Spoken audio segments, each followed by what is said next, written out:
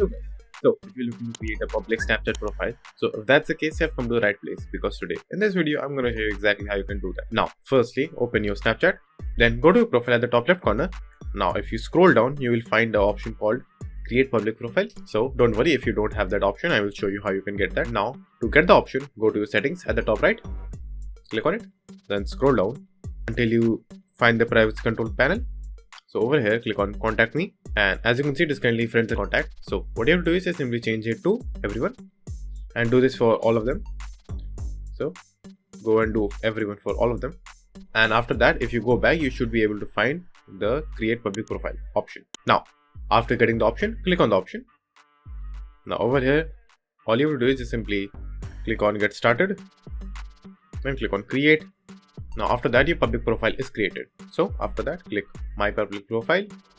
Now over here you can see your profile. You can even edit the profile by clicking on edit profile, add bio. You can change your location if you want to. You can even show your subscriber count to the normal public by enabling this option over here.